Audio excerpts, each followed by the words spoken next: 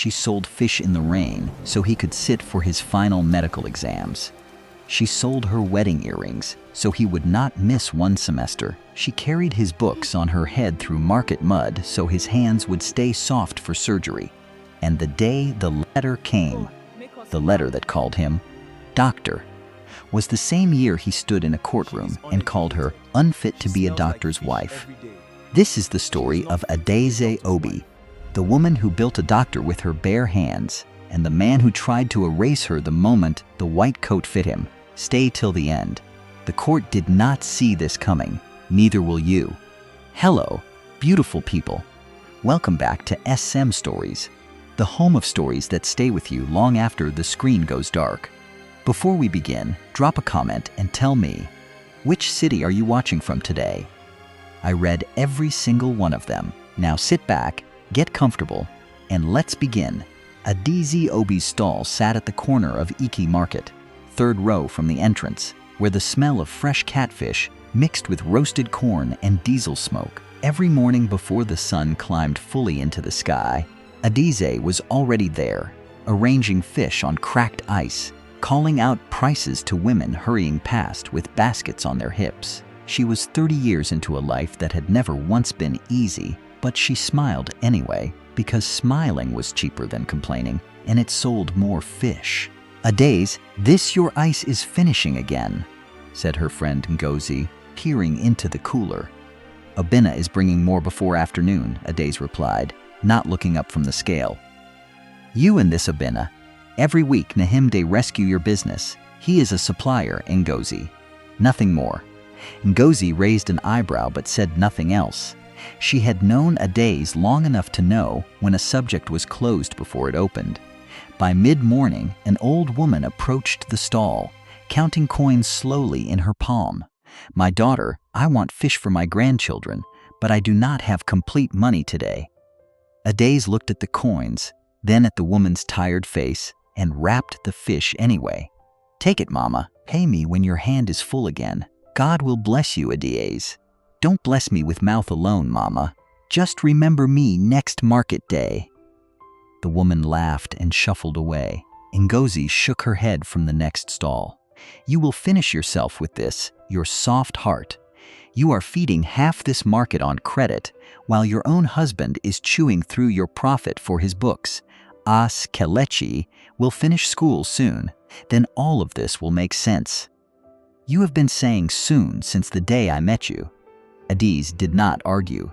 She simply kept arranging her fish, because some truths did not need defending, only enduring. Adaeze had met Kelechi Obi 8 years earlier when he was a quiet young man selling recharge cards outside the market gate to fund his secondary school leaving exams. He was brilliant in a way that made teachers whisper his name. But brilliance alone could not pay registration fees. Adaeze believed in him before the world did. She married him when he had nothing but promises and worn-out shoes. And she carried the weight of that belief like a second child on her back. When Kelechi gained admission into medical school, the joy in the house lasted exactly 1 week, until the first invoice arrived. Tuition, accommodation, textbooks, lab coat, equipment. Kelechi read aloud, his voice shrinking with every line. Adaeze, this is not school fees. This is a mountain. Then we will climb it 1 stone at a time, Adaeze said. She sold the gold earrings her mother had given her on her wedding day. She increased her stock on credit from the cold room, promising payment she was not certain she could make.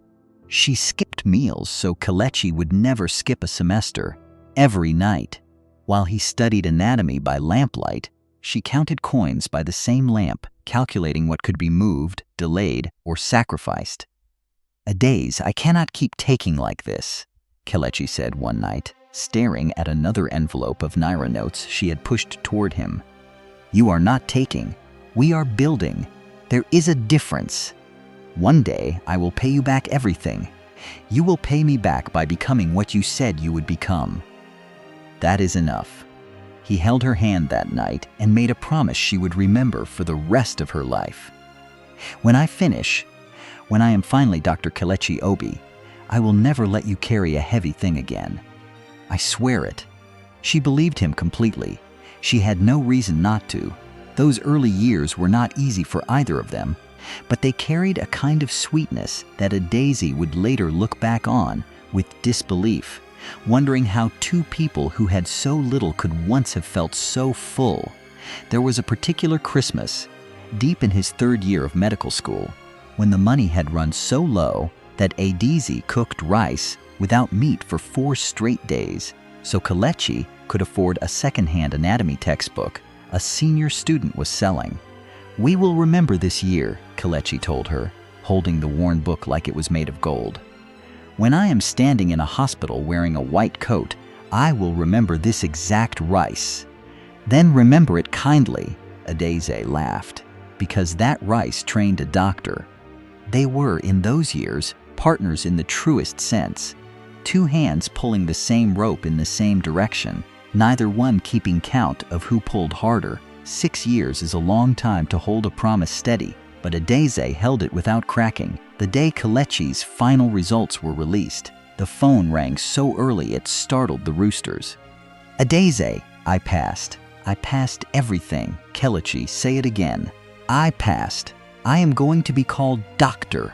The scream that left Daisy's mouth brought the entire street outside. Ngozi came running with a wrapper still half tied around her waist. Mama Obi, Kelechi's mother, arrived within the hour, already narrating the story to any ear that would listen. "Did I not say my son would become somebody? Fish Money has produced a doctor today." The market closed early that day in celebration, women dancing between stalls, chanting Kelechi's new title like a chorus. Adieze stood in the middle of it all, tired in her bones but lighter in her chest than she had felt in years. "You did this," Kelechi whispered to her amid the noise. "We did this," she corrected gently. "Now go and finish what you started. Housemanship is next." He nodded, wiping his eyes, and for one golden afternoon, everything felt like it had been worth it. Kelechi's housemanship placement was at St. Augustine's Teaching Hospital, a gleaming building of glass corridors and quiet air conditioning that felt like another planet compared to the market Adieze knew. At first, he called her often, described his day in detail, laughed about the senior doctors who barked orders like drill sergeants. Then the calls grew shorter. The laughter grew rarer. One afternoon, Adieze packed a warm meal in a flask and decided to surprise him at the hospital. "You should have called first," Kelechi said at the reception, glancing sideways at his colleagues passing by. "I wanted to surprise you. You have not eaten proper food in days." "Dr. Obi," a voice interrupted. A tall, poised woman in a white coat approached, clipboard in hand. "Ward round in 10 minutes. Yes, Dr. Chiamaka, I am coming." The woman glanced at Adieze, at the modest wrapper and the flask in her hands, and offered a thin, polite smile before walking away. "Who is that?" Adieze asked. "A colleague. Senior house officer. She is very sharp." "Is she the reason you sound embarrassed to introduce your own wife?" "Adieze, don't start. This is a professional place. Not everything needs long explanation." "I am not asking for long explanation, Kelechi. I am asking for one sentence, my wife." He said nothing. The silence answered louder than words could have.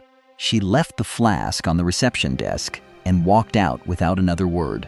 It did not happen all at once. It happened the way rust happens, slow, quiet, until the metal underneath is already weak. Mama Obi visited more frequently now that her son wore a white coat, and her visits always carried the same message, dressed in different words. "Adieze, a doctor's wife, should not still be smelling of fish every morning," she said one Sunday, adjusting her headscarf. "People will begin to talk. Mama, that fish trained your son." "I did not say it did not help. I am only saying a ladder is not carried on the head after the climbing is finished." Adieze swallowed the words that rushed to her tongue. She had learned that some battles were not worth the breath they demanded.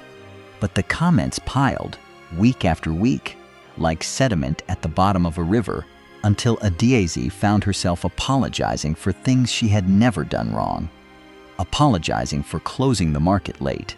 Apologizing for calling him too often. apologizing for existing too loudly in a life she had personally financed. Meanwhile, at the hospital, Dr. Chiamaka's name appeared in Kelechi's conversations with increasing warmth. She has connections everywhere: consultants, board members, hospital directors. She knows how this world works. And I don't, Adaeze asked one night. That is not what I mean.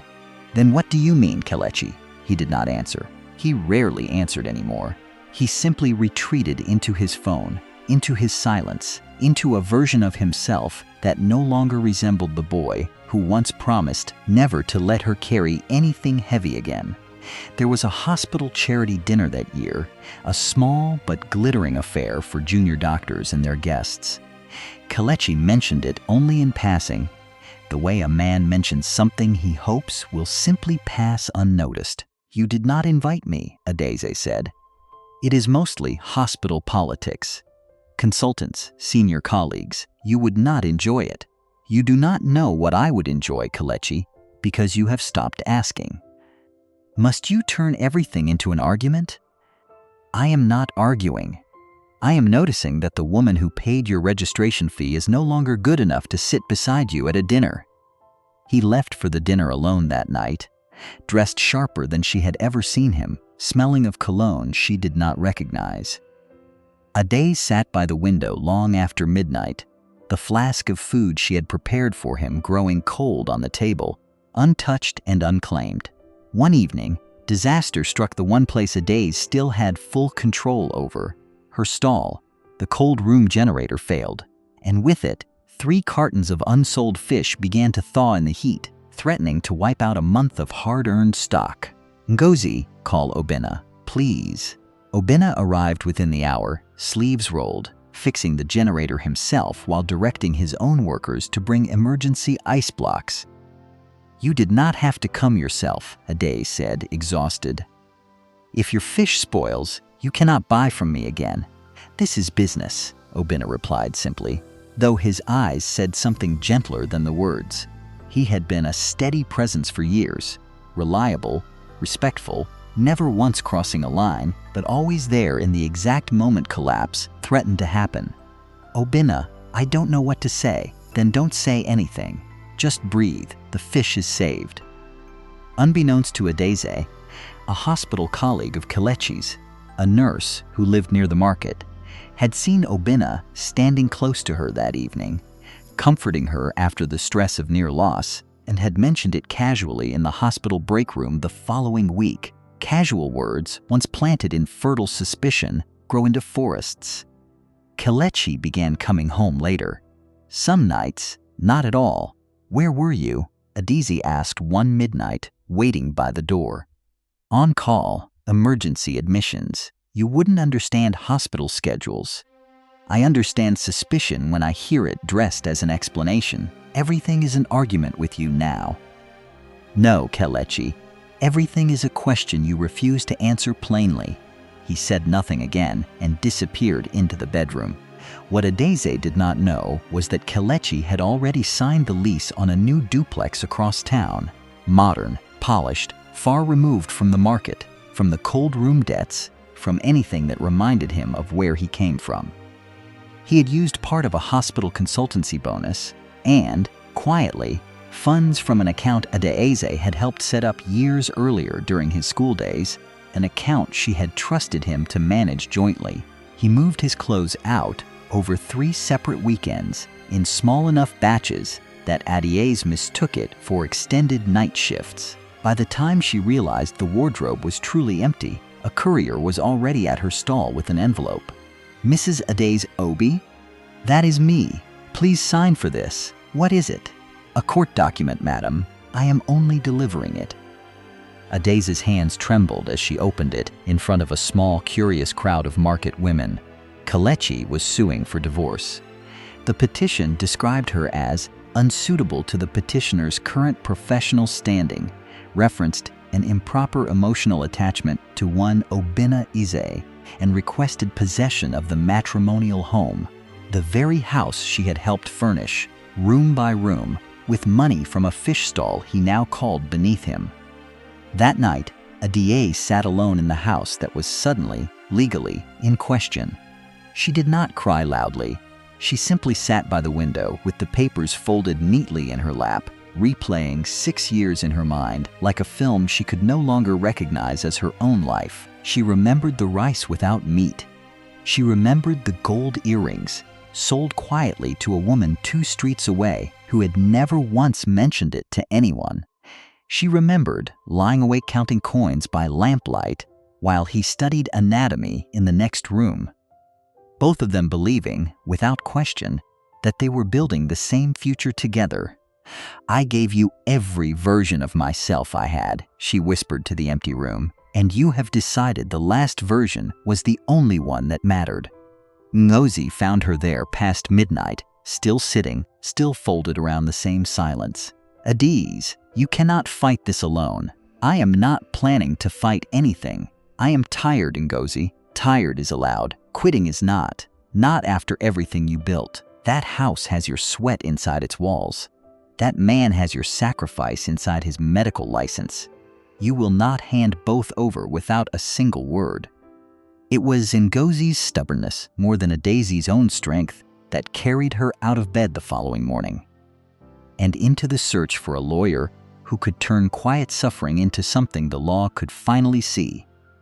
Ngozi found Barrister Nnamdi Eze through a family connection, a calm, sharp-eyed lawyer who had, years earlier, bought fish on credit from Adize during a difficult season of his own life and never forgotten her kindness. "Mrs. Obi, this is not only a divorce case," Barrister Nnamdi said, reading through the petition. "This is an attempt to rewrite your entire story. If this stands unchallenged, the court will remember you as a reckless woman instead of the reason this man became a doctor. I did not touch Obinna. He only helped my business. Then we prove exactly that. Bring me everything. Receipts, bank transfers, messages, anything showing what you contributed to his education and what Obinna's role in your business truly was." Adiz spent 3 sleepless nights gathering evidence, fee payment receipts, handwritten contribution records in an old notebook, screenshots of desperate messages Kelechi had sent her during his final exams, and testimonies from market women who had extended her credit specifically because they knew where the money was going.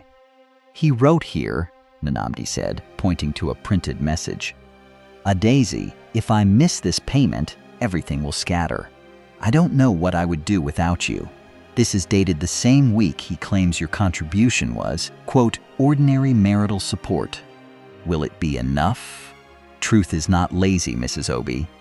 We will work for it. The petitioner's counsel opened with practiced confidence. "My lord, the petitioner does not dispute that the respondent provided support during his education. However, such support falls within the ordinary expectations of marriage and does not entitle her to ownership of his future." More troubling is the respondent's continued closeness with Mr. Obinna Eze, which created irreparable strain in the marriage. Barrister Nnamdi rose without hurry. "My lord, if the petitioner alleges misconduct, let him prove misconduct. If he calls 6 years of sacrifice ordinary, let the documents in my hand answer him." One by one, the evidence unfolded, fee receipts stamped years apart, a handwritten ledger from the cold room showing credit extended specifically during Kelechi's payment deadlines, and finally, the message Kelechi had sent in his most desperate hour, read aloud for the court to hear in his own words. "My lord," Nnamdi said, "a man who once wrote, 'I don't know what I would do without you,' cannot now stand before this court and call the same sacrifice ordinary simply because he now wears a white coat." Ngozi took the stand first, alongside 3 other market women, describing how they had personally guaranteed Adeze's credit because they knew, without doubt, where every naira was headed. "If helping a struggling woman not to collapse is called cheating," Ngozi told the court, voice steady, "then every kind person in this world is guilty of something." Obinna was called next. He stood tall in a simple, well-pressed shirt, answering each question with the same calm he brought to fixing a broken generator. "Mr. Ease, describe your relationship with the respondent." the petitioner's counsel began. She is a customer. I supply fish stock and cold room materials to her business, and I have done so for over 5 years. Is that all? That is all it has ever been. Witnesses have placed you close to her on several occasions, including during moments of visible distress.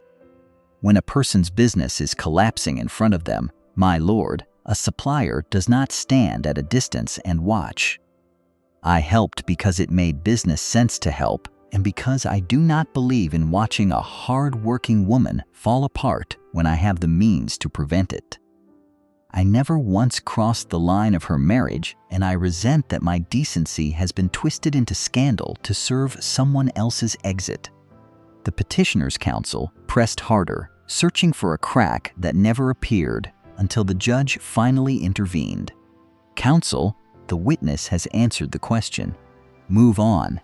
No evidence of impropriety could be produced. Only proximity, only kindness mistaken for betrayal by a husband who had already decided in his heart to leave. Then, in a moment neither side fully anticipated, the petitioner's counsel produced a document of his own. Proof that years earlier, in a moment of true desperation before a tuition deadline, Adize, with Ngozi's help, had authorized a small personal loan in Kelechi's name without his direct knowledge to cover a shortfall neither of them could otherwise close.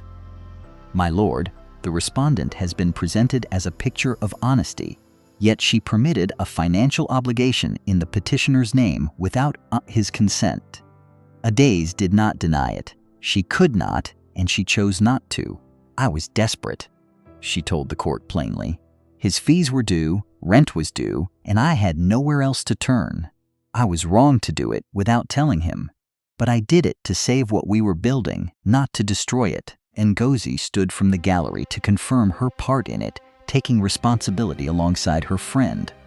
My lord, Barrister Namdi said quietly, there is a difference between a wrong committed to keep a home from collapsing and a calculated petition built to dispose of a woman once she is no longer convenient. My client did not hide this truth. She has admitted it openly, without prompting. The petitioner, however, built his entire case on an affair he cannot prove. While the case proceeded, Kelechi's new relationship with Dr. Chiamaka began to crack under its own weight.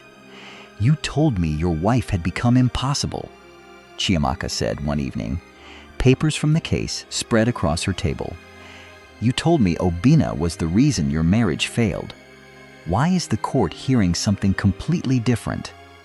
Court is not always truth, Chiamaka. Lawyers know how to arrange sympathy. I am also a lawyer's daughter, Kelechi. Don't insult my intelligence. So you believe them over me? I believe evidence. Did you ever actually catch your wife with Obina? Silence. Did you, Kelechi? I saw enough closeness to know something was wrong. Closeness is not proof. You needed a story that made you the victim so you could leave clean, and you built that story out of a woman who financed your entire career. That is not fair. No. What is not fair is a woman selling her wedding earrings so you could sit an exam, and you repaying her with a courtroom. Chiamaka closed the folder gently. I watched my own mother shrink beside a man who outgrew her. I promised myself I would never help any man do that to another woman. I am sorry, Kelechi. I cannot stand beside you and call this ambition. It is something else. She left that same week, and word of it reached the hospital long before it reached Kelechi's mother. Mama Obi arrived at Adize's stall one evening, uninvited, her usual pride noticeably absent. You have grown mouth since this court case began, she said, though the sting in her voice had softened. No, Mama. I have grown tired of being small so your son could feel tall. Do you know why I have always looked at you the way I have? Because you think I am beneath him. Because I once had a stall of my own, smaller than yours, but mine. Then Kelechi's father came with big promises and a sweeter mouth than the truth deserved. He told me a wife must believe fully in her husband's dream.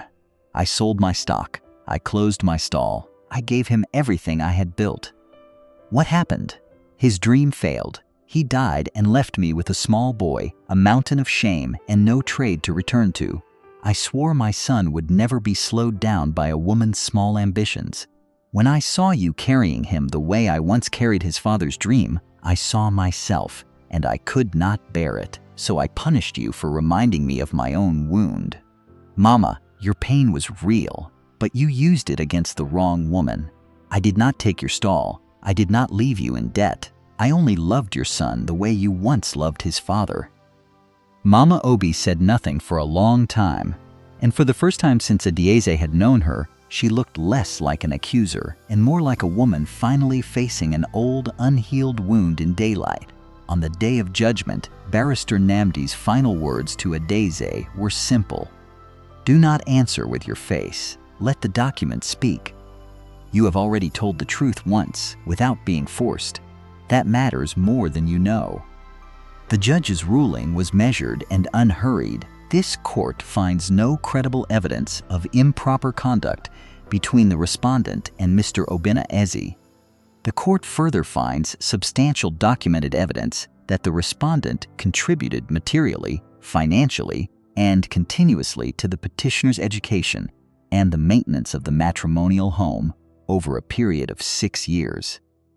While the respondent's unauthorized loan in the petitioner's name was improper and is noted as such, it does not erase, nor is it equivalent to, the pattern of sustained sacrifice demonstrated before this court. A pause.